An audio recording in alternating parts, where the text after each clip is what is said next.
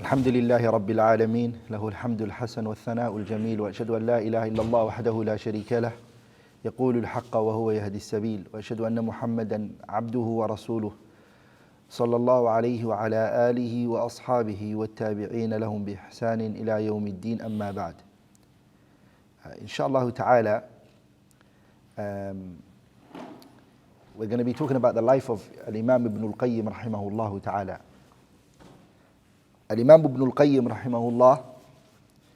rahimahullah, his complete and full name is Abu Abdullah Shamsuddin Muhammad ibn Abi Bakr ibn Ayyub ibn Sa'ad al-Zura'i, and then after that al-Dimashqi rahimahullah. He's very well known as Ibn Al Qayyim al-Jawziyah.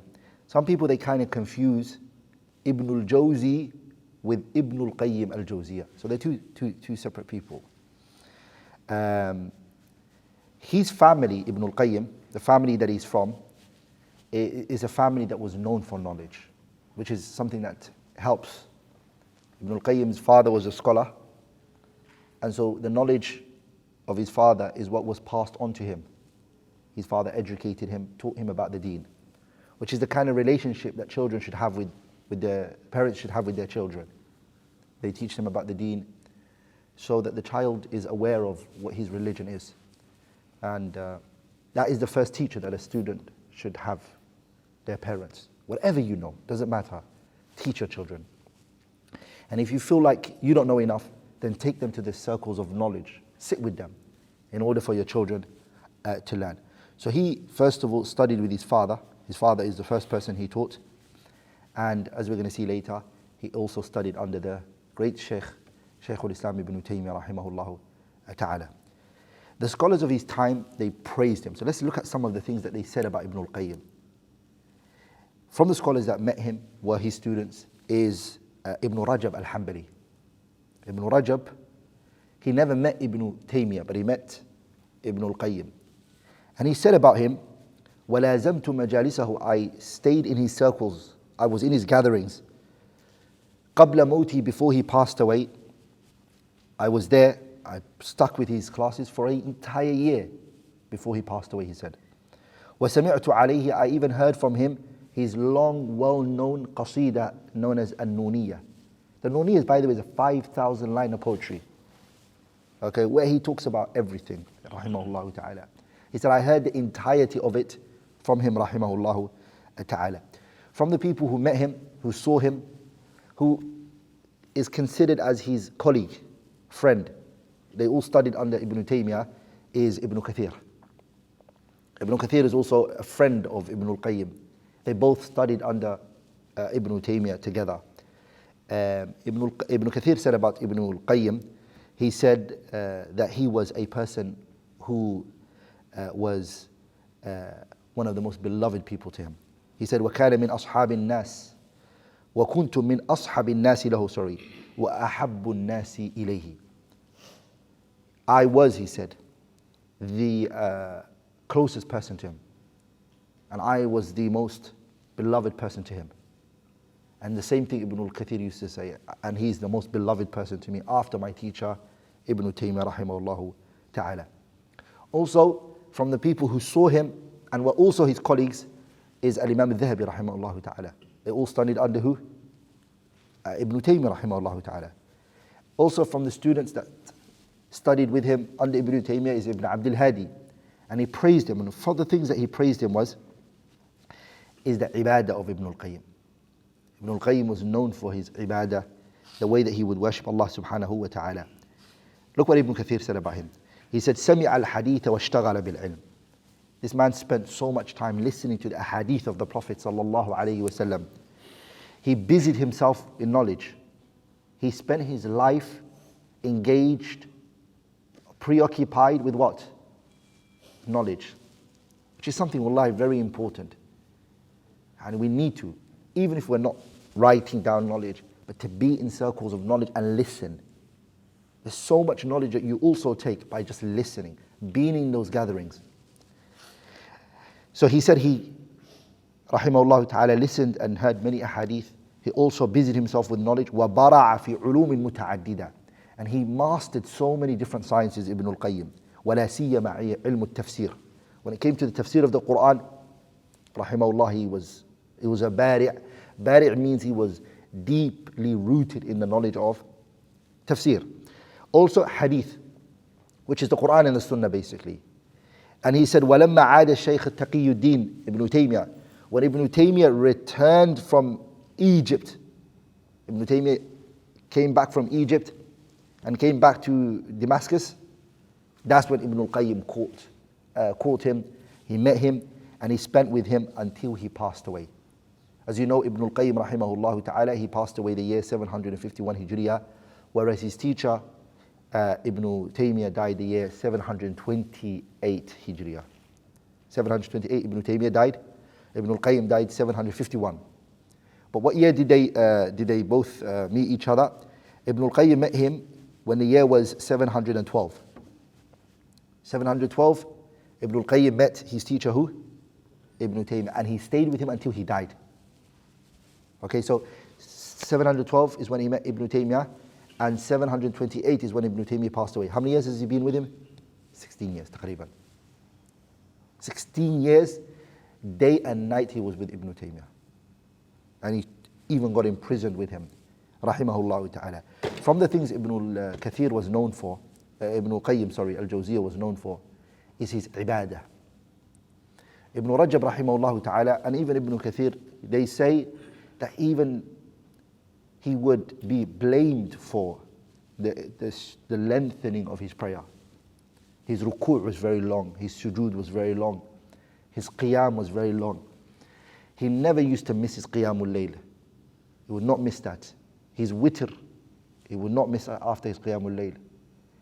كان له حظ من الليل. He had his nights, he had his portion at night. And Ibn Al Qayyim rahimahullah, like his teacher, as you know, Ibn Taimiyyah rahimahullah, if he ever prayed Fajr, he would sit in the masjid until the sun rises. He wouldn't leave. Rahimahullah ta'ala Ibn Taimiyyah, and Ibn Al Qayyim took that from his teacher. Ibn Taimiyyah rahimahullah ta'ala, he came to Ibn Al Qayyim at a time when Ibn Al Qayyim was not, and in terms of his aqeedah, Ibn Al Qayyim, when he met Ibn Taimiyyah, Ibn Al Qayyim, what he believed was not the best. What he believed, the ideology that he had, was not of the best ideology. He mentions it himself in his Nuniyah. When he met Ibn Taimiyyah rahimahullah ta'ala that year, 712 Hijriya, it changed how he believed. Ibn Taimiyyah sat him down, explained things to him, taught him, educated him. And the next 16 years, he learned from him Aqeedatu Ahli Sunnati wal Jama'ah from Shaykh al-Islam Ibn Taimiyyah. But the thing he also had, rahimahullah, Ibn Taimiyyah encouraged his students to have and not to change, was the heart softening. Tazkiyatul nafs, a'malul qulub. Ibn Taimiyyah had that, and so did his students. There's another scholar like that, who Ibn Hizamiyin rahimahullah, Imaduddin al-Wasiti. There's a kitab that he's authored called Miftahu Tariq al-Awliya. Same thing. He was a big, from the Sufiya he was from. When he met Ibn Taimiyyah rahimahullah ta'ala, Ibn Taimiyyah encouraged him to keep the heart softening, but correct the way that he understands certain aspects. Matters that are not in line with the Tawheed al-Aqeedah al-Sahiha. Ibn Taimiyyah corrected him. Ibn Al Qayyim rahimahullah ta'ala, when Ibn Taimiyyah got arrested and got put in prison, Ibn Al Qayyim got put in prison with his teacher. And he witnessed a lot of things that Ibn Taimiyyah did. From the things that he narrated from us, that he saw in prison with his teacher, was how Ibn Taimiyyah was, first of all, Ibn Taimiyyah, as you know, his prison was not a normal prison. It's not the prisons that we know today where you're in a fence. It was a prison where it's like a house arrest. It's like a house arrest. You're not allowed to go out. But people can visit you, and papers can be brought to you, and you're just not free to just go out and about. Like in the last imprisonment of Ibn Taimiyyah was different. It was a prison. Rahimahullah. where everything was taken from him. They took pens from him, they refused for him to write anything. And Ibn Al Qayyim was with him. And this is where he saw his teacher finish the Quran in that time in prison. No Quran, no Mus'haf, nothing. They took everything from him. Pen, papers, everything. And so he finished the Quran 83 times in that time. And he saw him pass away, reciting the verse, إِنَّ الْمُتَّقِينَ فِي جَنَّاتٍ وَنَهَرٍ فِي مَقْعَدِ صِدْقٍ عِنْدَ مَلِيكٍ مُقْتَدِرٍ. He saw him and he narrated that to the people. So he mentioned what he saw from his Shaykh. What he saw from him was ibadah on another level. And this is a thing that you see from these great mountains of knowledge, these scholars. What is it? Behind the scenes, the effort and the hard work they put in, the ibadah that they have for fasting, the good deeds that they do, that when they come to educate the people, they're not just coming to educate the people. They've got something to meet Allah with Yawm al-Qiyamah. Ibn Al Qayyim rahimahullah ta'ala has books that I will encourage you to benefit from. From the books that he's written that we mentioned yesterday is Ad-Da' wa Dawa.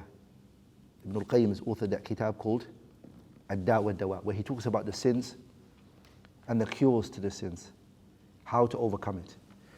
He has a kitab called Al-Wabil Al-Sayyib. This kitab, Al-Wabil Al-Sayyib, Ibn Al Qayyim, he talks about the virtues of the dhikr. He mentions, rahimahullah ta'ala, 100 benefits of dhikr. 100 benefits of why remembering Allah tabarak wa ta'ala is a good thing. And what does it do for you? When you read those benefits, you're going to I'm never going to stop doing the dhikr of Allah. You're driving, you're in your car, okay? What do? Do not leave off dhikr. You're sitting somewhere, you're waiting for something. You can be in ibadah. It's like giving life to your heart. And that's how he was, rahimahullah ta'ala. He authored another kitab called The Road to Jannah, طريق الهجرتين. He talks about how the believer is moving from one station to another station. He called it Madrasatu Al Umariya. Guess what this book is? It's 6 volumes and it's the tafsir of the ayah إِيَّاكَ نَعْبُدُ وَإِيَّاكَ نَسْتَعِينُ. إِيَّاكَ نَعْبُدُ وَإِيَّاكَ نَسْتَعِينُ. One ayah in Surah Al-Fatiha, he explains it in 6 volumes. Each volume is about 300, 400 pages. Goes in, this is his field, tafsir. Wallahi brothers, when you read it, you're like, ajib, you're fascinated. That's how he was, rahimahullah ta'ala. He authored another kitab, Ibn Al Qayyim rahimahullah, where he was sending an advice to one of his brothers. It's called Risalat Ibn Al Qayyim ila ahadi ikhwanihi. An advice. And he advises him about patience and certainty. He talks to him about what are the things that he should come with. It's advice you think, it's written today by somebody who is alive today, who's seen the world the way it is today. Rahimahullah ta'ala. With that being said, he also has books where he clarifies the correct belief and what a person should believe regarding Allah subhanahu wa ta'ala. He's authored a kitab called Ijtima'u Juyush al-Islamiyya. He has another kitab where he speaks about Sawa'iq al-Mursala, where he refutes and debunks the wrong ideologies regarding Allah tabarak wa ta'ala. He even has a book when he went to Egypt, because he went to Egypt many times, Al-Maghrizi mentions this. He met Jews and he debated with them. And when he left them, he authored a kitab called Hidayatul Hayara fi al-Raddi ala al-Yahudi wal-Nasara. He debunks the ideology of the Christians and the Jews. And this is something his own teacher preceded him in, Ibn Taimiyyah. Ibn Taimiyyah has a kitab called Al-Jawab al-Sahih liman baddala deen al-Masih. And he authored this book as well, rahimahullah ta'ala. He also authored a kitab, Ibn Al Qayyim, called I'lamul Muwaqqi'in. This book for me, it's a masterpiece from his works. I'lamul Muwaqqi'in It's a book that the majority of questions people ask. The majority of questions that people ask. This is the book, I believe, that answers so many of those questions. Like, for example, following a madhab. Okay? Why is it that there are many madahibs? Isn't the Prophet ﷺ not only one? Isn't this, isn't that? All these questions that people ask, he answers it there, rahimahullah ta'ala. And also, do you know what he speaks about in great details? The story and the history of after the Prophet ﷺ died. Who were the people that took that knowledge from him? And then who took that knowledge from them and that knowledge to them until it reached us? He goes through stages of the ulama from the Sahabas who were the giants. Not all of the Sahabas were scholars, and not all of them were ulama. He mentions the ones that are known to have given fatwa and answer questions. And then who took from them? And then who took from them? He even speaks about why is it that some situations Imam Ahmad ibn Hanbal would get it wrong, and Imam Ibn Shafi'i rahimahullah, and Imam Malik and Imam Abu Hanifa. Is it because they wanted to go against the truth? Was it deliberate? Or were they looking for the truth? And they're human beings, they get it right or they get it wrong. That's the case. They are human beings. They get it right, they get it wrong. Everyone, even the companions sometimes get it wrong when they give their fatwa, rahimahumullah. But they're still rewarded for it because they were trying what? They were trying their best. And so Ibn Al Qayyim, what he does is he lifts the blame from the scholars. So he follows the path of his teacher Ibn Taimiyyah, who authored a kitab Raf'ul Malam an A'immatil A'lam. So this book would be considered a book in Usul al-Fiqh, rahimahullah. Also, he has a book on the Quran, where he talks about, he called it At-Tibyan fi Anwa' al-Quran. In this book he talks about ulum al-Quran, the science related to the Quran, rahimahullah ta'ala. What he also authored, rahimahullah, is a kitab called Rawdatul Muhibbin wa Nuzhatul Mushtaqin. Rawdatul Muhibbin wa Nuzhatul Mushtaqin. He talks about, in that book, the concept of love for the believers. What is it that the believers love? What is it that their heart is attached to? You know how people are in love with the dunya and what's in it, and the thing that the believers look for, and the things that they desire. He authored a kitab on politics and how Islamic government should be established, and the way that he called it الطرق الحكمية في السياسة الشرعية, how an Islamic government should be, and the way that the Sharia governs people. He even authored a book on patience and gratitude. Like, how do I attain patience? How do I attain gratitude? He authored a kitab called عدة الصابرين وذخيرة الشاكرين. He authored a book when it came to the virtues of knowledge, how important knowledge is. He called it مفتاح طريق الأولياء. And he talks about how important it is for the person to have knowledge and to go and act upon that knowledge that they attained, and not just make it information that they are carrying. Last but not least, he authored a kitab, guess what he called it? Al-Furusiyya. And guess what this book talks about? How important it is for the Muslim. He mentions it, he speaks about it. How Muslims should learn archery. How a Muslim should learn physical strength, furusiyya, horse riding. He speaks about it in that book. He even talks about making money from horse racing and all of this, and the ruling regarding this issue. And also something students of knowledge should do. If you go to classes and you benefit, the scholars used to do that. He did it, rahimahullah, as well. He called it al-bada'i al-fawaid, where the benefits that he gathered from books and ideas that came to his mind. He authored it in a specific book, and that got published later. So you're in a lesson, you hear something you've never heard of before, you write it down. You just keep it somewhere. And then after you hear something, you write it down. And you collect that information, and it can be published. Other people might benefit from that and say, this is beautiful benefits I didn't know of. He put that together, rahimahullah, in a book, rahimahullah, rahmatan wasi'ah. I did say the last but not least, but there's another kitab I think is important to mention. He has a kitab on the Prophet's seerah. He called it Zadul Ma'ad fi Hadi Khayr al-Ibad, where he talks about the Prophet's seerah, alayhi salatu wasalam. And in there, he talks about the things that the Prophet loved to eat, the clothing that the Prophet loved to wear, alayhi salatu wasalam, the things that the Prophet loved to do, alayhi salatu wasalam.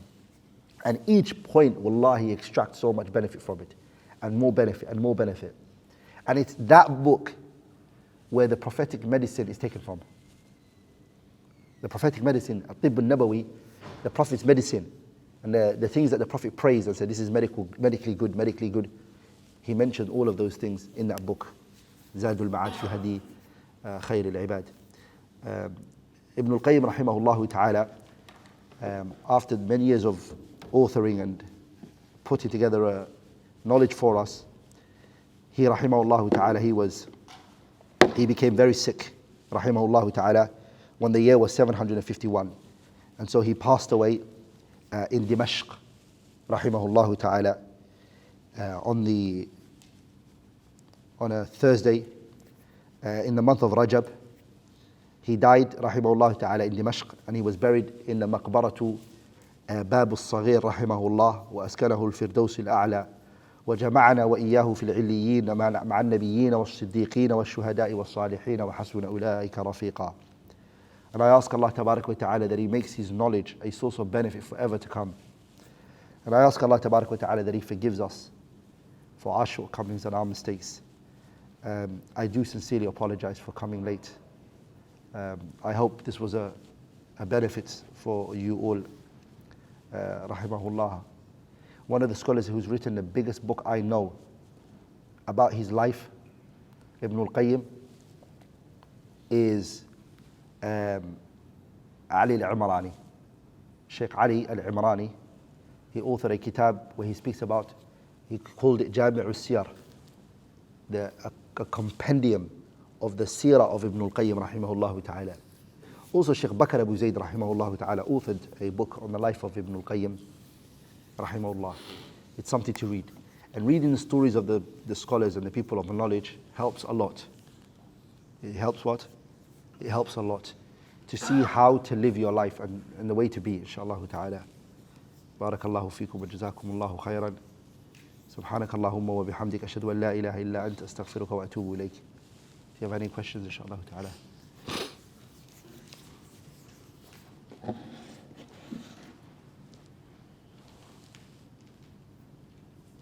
Shaykh, what was his full name, you said? His name is Muhammad ibn Abi Bakr Ibn Al Qayyim Al Jawziyah. He is known as.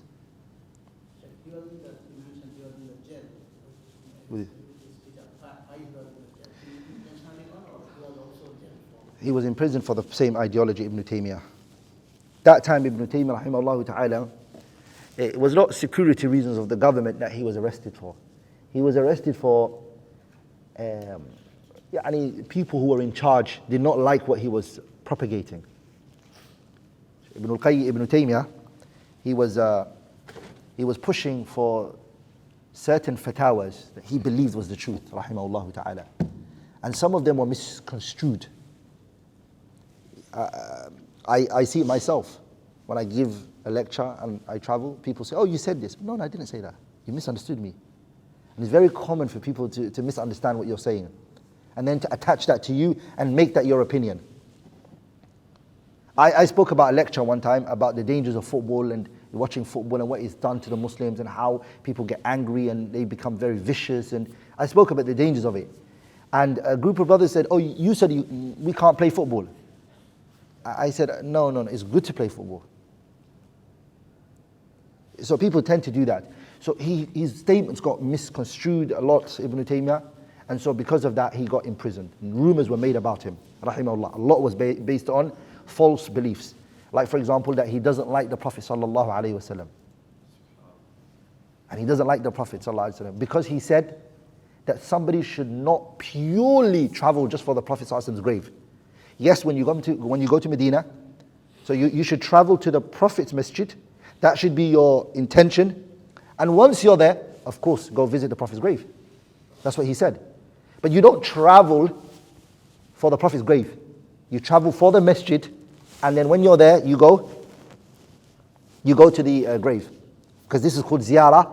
And if you intend to go to the Prophet's grave from a far place, now this is called shaddur rihal. And he said this is not allowed because of the statement of the Prophet ﷺ, which is what? لا تشد الرحال إلا إلى ثلاثة مساجد. Do not travel except to 3 masjids. So are we allowed to travel to a place to get closer to Allah by it? Other than these 3 places? No. Again, look what I mentioned. To get closer to Allah. You can only travel to these places to get closer to Allah. Of course, if you want to travel to a country, and of course you're not trying to get closer to Allah by going to London or going to back home. So this statement, without looking at, as he said it, rahimahullah ta'ala, it was misconstrued. So they said, oh, he doesn't like people going to visit the Prophet's grave. And he wasn't against the concept of visiting the grave. It was traveling specifically for the grave. So things like that were taken out of context. Even lies were made about him, pure lies. Example is Ibn Battuta rahimahullah, may Allah forgive him and forgive us all. He mentions in his rihla, his journey, that Allahu Alam, did he say that or did it get put in his book? We don't know, but he mentioned that Shaykh al-Islam Ibn Taimiyyah, that Ibn Battuta mentioned that he came to Dimashq in his book. And he said, when I came to Dimashq, I saw Ibn Taimiyyah on the pulpit standing and giving a reminder. And he said he was talking about Allah descending, Allah coming down. And he said Allah comes down from the sky down the way I'm now coming down from my pulpit. If you look at the history, the time Ibn Battuta entered Dimashq was the time Ibn Taymiyyah was in prison. He was in prison at that time. So a lot was made against him. Lies were made about him, and people benefited from it. Another thing Ibn Taymiyyah did without a shadow of a doubt, is that Ibn Taymiyyah, he came and he unearthed, he brought out from the ground so many mistakes and shortcomings that people were taking as a normal way. Humans, if they start doing things, this becomes normal for them, right? And later, if somebody brings them something else, they're like, no, we've never seen that before. This is new. Just because you're used to this, it doesn't mean it's right. Maybe for many generations, you've just kept on to this mistake. And that's that same argument that the non-Muslims, Quraysh, was saying, إِنَّا وَجَدْنَا آبَاءَنَا عَلَىٰ أُمَّةٍ وَإِنَّا عَلَىٰ آثَارِهِمْ مُقْتَدُونَ. We found our forefathers upon this, and we're going to stick to what our forefathers are upon. Rather than saying, what is it exactly that you have against us? Proof, evidences, let's discuss it. So he dealt with too many groups. And that's something he's different to than his student Ibn Al Qayyim. Ibn Al Qayyim is not like Shaykh al-Islam Taimiyyah in a sense where Ibn Al Qayyim did not go towards too many groups like Ibn Taymiyyah did. Ibn Taymiyyah was head-on, collision with so many different groups. So he dealt with the Shia, he dealt with the Ash'ariyah, he dealt with the Sufiya. Shaykh al-Islam Taimiyyah authored so much on just about every group in Islam. And he wrote what's for them and what's against them. Okay, and this, of course, people don't like. Yeah, you wake up so many people, sah? So he woke up so many people, rahimahullah ta'ala. But one thing I love about Ibn Taymiyyah, rahimahullah ta'ala, I love about him, is that he's fair to the people. And you find him sometimes defending groups and saying, that's a lie. They did not say that. They did not say, they don't believe that. This is actually what they believe. People go overboard in criticizing them. He comes and he defends them and he says, they do not believe this. Actually, this is what they believe. Sometimes, subhanAllah, you see him defending Ibn Sina, okay, on things that he said. He corrects it and says, many people think that Ibn Sina said this. And he says, he didn't say this. he said something that shocked me, Ibn Taymiyyah rahimahullah, about himself. He said, I know every group, who started it, when it was started, what their ideology and their belief is. I know everything I need to know about that group. And I know it more than the people who follow it. In his halaqah, Ibn Taimiyyah, in his halaqah, the Hanafiya used to study with him. The Malikiya would study with him. The Shafi'iyya would study with him. The Hanabila would study with him. They would study their madhabs from him. He would teach them. He said, this is Hanafiya what he believes. This is what the Malikiya believe. This is what the Shafi'iyya believe. This is what the Hanabila believe. He was an ayah min ayatillahi azza wa jalla. So Ibn Al Qayyim, this is where he got the knowledge from. He received a lot from his teacher, Shaykh Islam Ibn Taimiyyah. And so, going to prison with Ibn Taimiyyah, Allahu Akbar, I would take that without a doubt. So, that's knowledge you're just going to get. Yeah? Bonus, that's not prison, that's Jannah. Yeah? Full time. So he loved it, he stayed with his teacher. And also, of course, Ibn Taymiyyah's time, a lot of the ulama, the scholars are not all the same. And they shouldn't all be blamed. Not everybody has the skin, the tough skin. Some scholars they find it uncomfortable to go head collision with everybody. Their character is not like that. And some of the ulama were like that. They didn't like the idea of going head at everybody, like Ibn Taymiyyah. And so they stayed away from certain things. They wouldn't say it. But they agreed with Ibn Taymiyyah. It's not that they didn't agree with him. It's just that they didn't do that. So it's different. And people always want to brush the scholars in one brush and everybody should be the same. No, not necessarily. Ibn Taymiyyah's time, there were big giants. But they didn't get as much as Ibn Taymiyyah did. And you don't ever find him criticizing them. And saying, why are you guys not joining me? Yeah, I mean, everyone's different, right? So the deen is big. Somebody's going to do it from here, another person's going to do it from here, another one's going to do it from here. Everyone's working towards the perfection of this deen. SubhanAllah, one of the things I love about Ibn Taymiyyah, rahimahullah ta'ala, and I know it's not about Ibn Taymiyyah, but is that this really touches my heart. The people who put Ibn Taymiyyah in prison and caused him to years of his life to imprison, my brothers and sisters, I think it's one of the hardest things you go through in life. Wallahi, it's very hard. Somebody's telling you what time to wake up, what time to sleep, what you eat, when you eat it. Prison's a very hard thing. When he came out of prison, the previous ruler that put him in prison, whilst Ibn Taymiyyah was in prison, got taken down. And the government didn't change, but it got taken down. And a new government came into power. And the previous government was fought against, and it was a fight between the two. The new government, when it came, who are the people that it loves? It's going to love the people who were against the previous government, right? And Ibn Taymiyyah was, so they came to him. They took him, the ruler himself brought the keys, opened the door of Ibn Taymiyyah, and brought him out. Listen to the story. When he brought Ibn Taymiyyah out of prison, he said, listen, how do you want me to deal with the people who dealt with you the way they did? He said, every Muslim is free. No one's going to be harmed by my name. No one is going to be harmed because of me.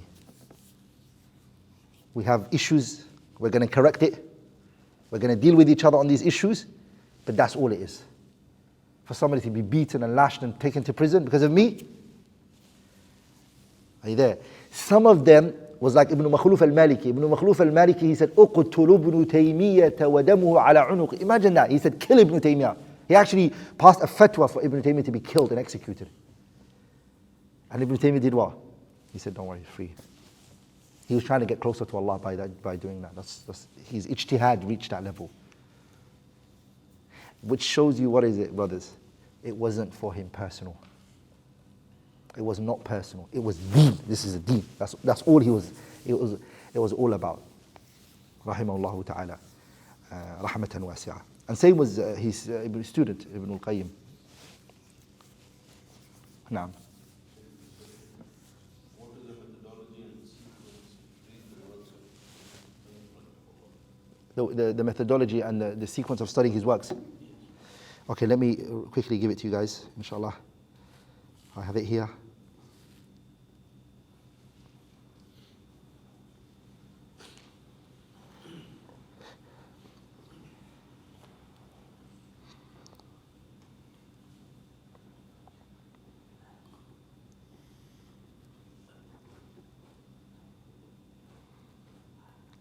Okay.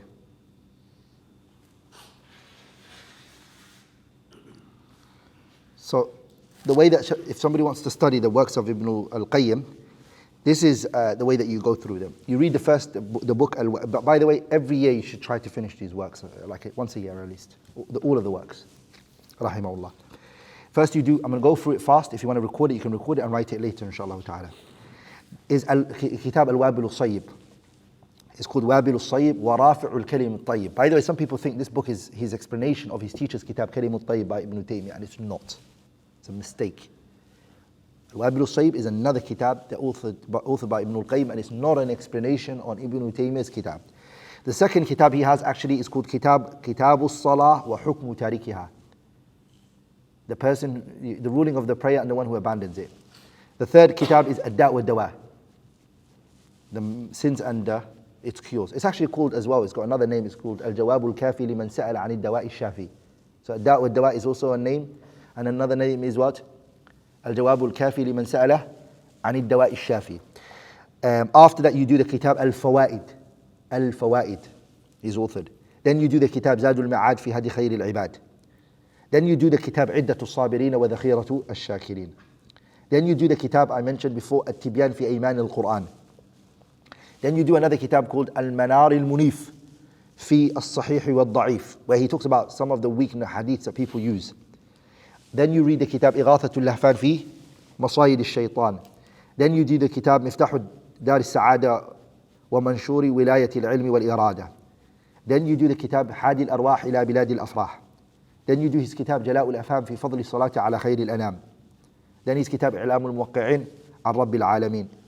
This kitab has got Tuhfatul Mawdud fi Ahkami al-Mawlud, where he talks about the newborn child, the things that you should do for that child. Then he has a kitab called, rahimahullah ta'ala, it's called Ighathatul Lahfan fi Talaq al-Ghadban. The person who's very angry when he divorces his wife. What's the ruling in that issue?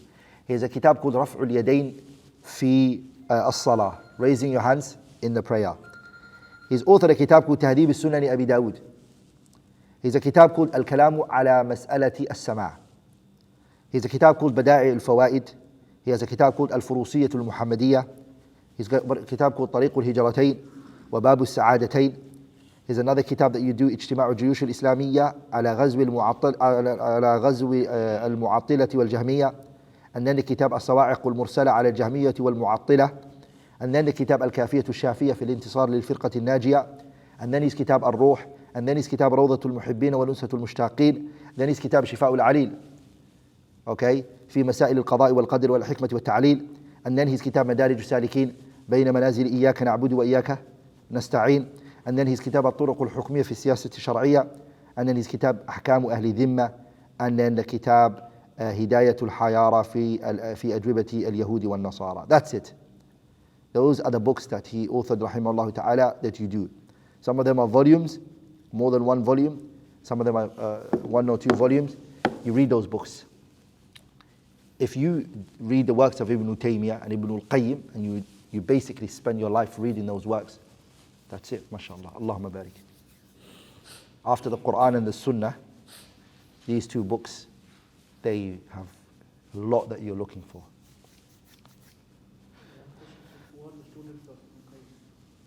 Ibn Rajab al-Hanbali. Ibn Rajab al-Hanbali is the student of Ibn Al Qayyim rahimahullah ta'ala. He didn't meet Ibn Taimiyyah. He studied with Ibn Al Qayyim. As-Safadi as well. His own son, Ibn Al Qayyim has a son. His own son is also a scholar. Ibn Al Qayyim's son is a scholar. His son studied with him and etc. Naam. Al-Bidayah wa Nihayah is by Ibn Kathir. The beginning and the end, that's Ibn Kathir, the student of Ibn Taimiyyah, the one who authored the tafsir, which is a very good book, mashallah, when it comes to the seerah. And who, Ibn Kathir? Yeah. Yeah. Imam al-Dhahabi as well. Many scholars that you know, Alamuddin al-Barzali, Ibn Kathir, al-Dhahabi, Ibn Abd al-Hadi, these are students, Ibn Muflih, all of them were the students of Ibn Taymiyyah rahimahullah ta'ala. He had a lot of big giants that studied with him. Rahimahullah ta'ala. Shaikh, can you please clarify what issue related to Ibn Taimiyyah? In many of the speeches of different groups, it was mentioned that he said that Allah can be touched.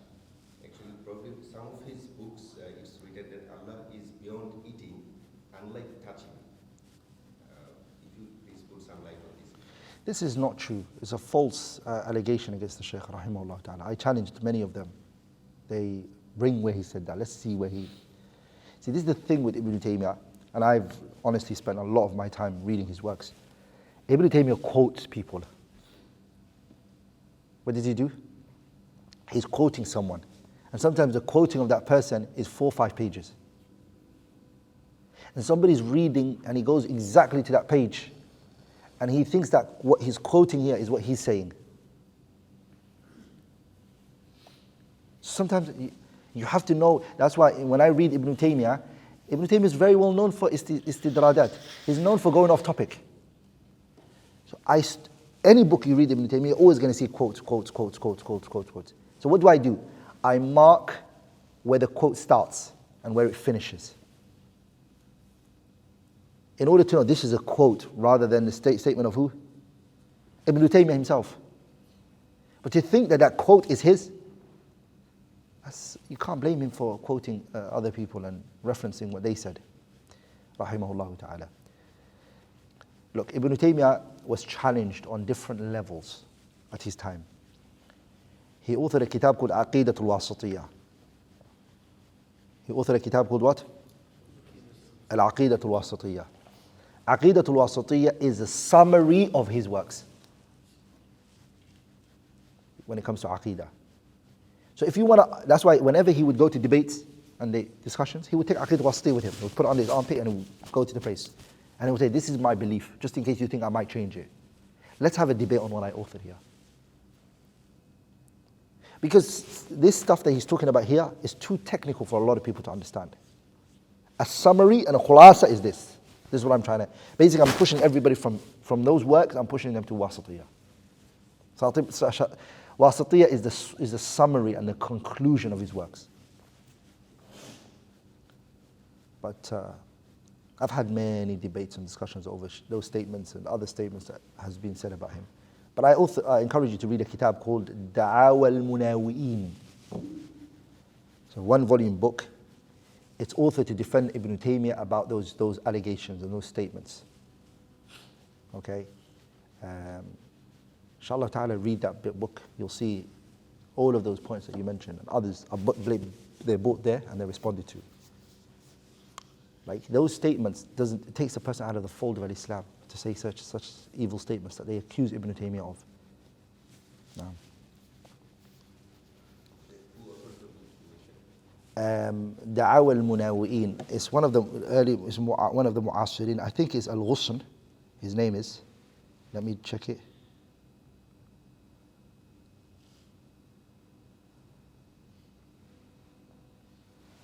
I think it's Salih Al-Ghusn. Yeah, Abdullah ibn Salih ibn Abdul Aziz Al-Ghusn. It's called Da'awa al-Munawi'in li Shaykh al-Islam Ibn Taimiyyah Ardun wa Naqd. Very good, very good. His defense of Ibn Taymiyyah is very good. No.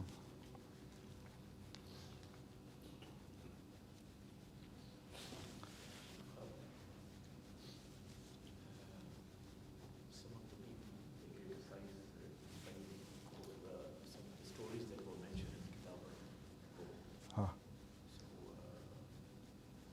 has it been explained by the scholars and what would be the reply to that?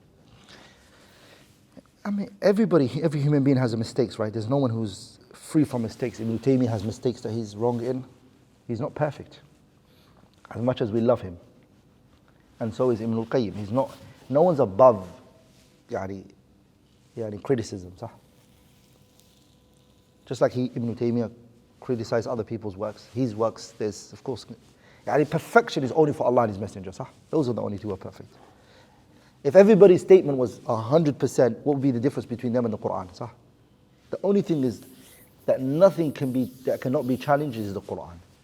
Every other person, whoever they are, their statements will say, you're right in these things and you're wrong in these things. Everyone, including ourselves. So that Kitab al-Ruh, there are things which we say these things are wrong, they're not right, but that doesn't take away the book, the benefits that are in the book. As for the explanations that the scholars give for it, a lot of it I find it very hard to like for example, this was before he met Ibn Taimiyyah and things like that, Allahu Alam. Some say this was the book he authored at his early stages in his life. Allahu Alam, Allah knows best. Some people, when saying this, they defend the other books, the fabricated stories which they have, they're narrating like in the layman, Yeah. the gatherings. They pointed out saying that also the scholars who we follow, you have these kind of stories in their books.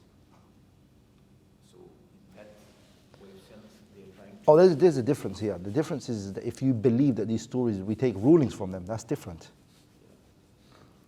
If a person is telling you a side story of something as a side point, and he's not saying to you, let's take rulings from those stories and those dreams, it's different to the one who's telling you, take this story as a hukum shar'i, but you say it's not in the Quran and the Sunnah, but it's in the story. They take rulings from those stories and those dreams. He's not telling you to take rulings from those dreams or stories. He's mentioned them as a side benefit. Take it or leave it if you want. If you leave it, it doesn't really affect what? It doesn't affect the rulings. The rulings still stand. You know. The book that you mentioned yesterday, the stories that are mentioned, like it's all without... Not necessarily. No, they're not all authentic necessarily. No, not necessarily. So we get something like which is having the takhrij or something, or we just read like this, we have different stories which will help us in different aspects. These stories, you shouldn't be very strong and harsh on it. Yani this concept of takhrij al-hadith and all of that, don't be like that too much when it comes to the seerah and the stories of the ulama. It's about the rulings. The Bab al-Ahkam, when it comes to the jurisprudence rulings of the Prophet ﷺ, be strong on that. Say you cannot bring about a ruling on a matter without an evidence from the Quran or the Sunnah. But when it comes to these aqwal of the Salaf and all of that, be lenient on it. Sir A'lam al-Nubala, there's so many stories in there that are not. We all know the famous story of Fudayl ibn Iyad and how he repented, right? There's no actual evidence for it. Yeah, it's no problem. There's no authentic chain for it. If we follow the science of hadith, a lot of things we won't have. Same goes for the history. Yeah. Same goes for the Islamic history.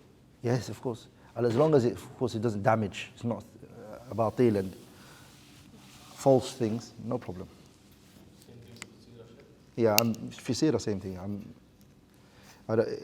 just mention it, no problem. Like the Islam of Umar radiallahu anhu in my seerah, I spoke about it, even though the story is not authentic. I do mention to people, the scholars of hadith weaken this.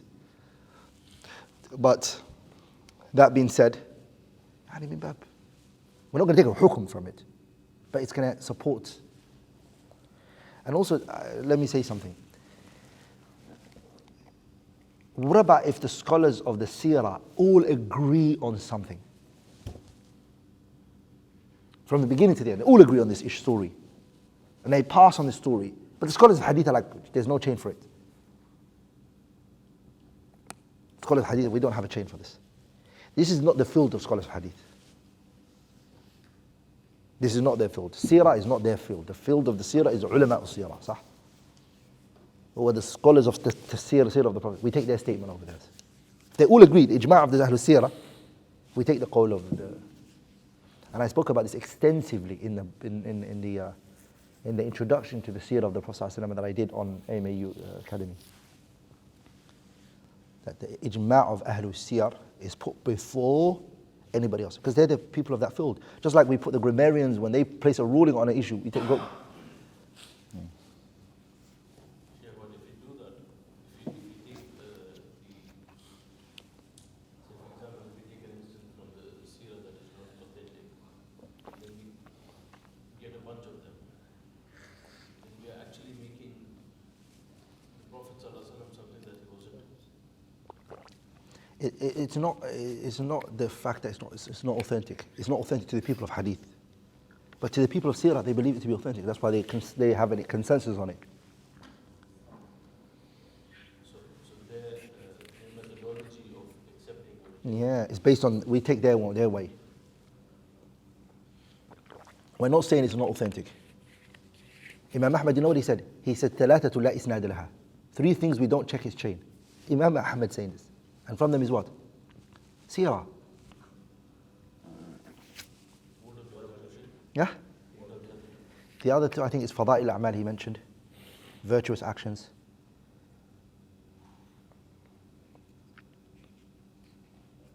I can't remember the 3rd one. And when we say Fada'il A'mal, there's shurut, conditions for it as well. It's not just unrestrictedly we take Fada'il A'mal as well. Ibn Hajar mentions it, bishurut. Like in taking rulings, new rulings from Fada'il A'mal, that's wrong. But for example, we have witr, right? Witr is something good, right? There's a hadith that comes and mentions that if you do witr, you're going to get 100 hurul ayn in Jannah, for example. And that hadith is weak. Nobody, in the scholars, hadith weaken it, right? Now somebody does witr because he wants 100 virgins in Jannah. It's like, I like this one. Now, the witr, is it in the deen? It's already there. There's evidences for that. But the virtue here is not authentic. No problem. نتساهل فيه. Because something is already here, صح? And of course, a person can't attribute this to the Prophet ﷺ. You have to mention that the Prophet didn't say this, alayhi salatu wasalam, etc.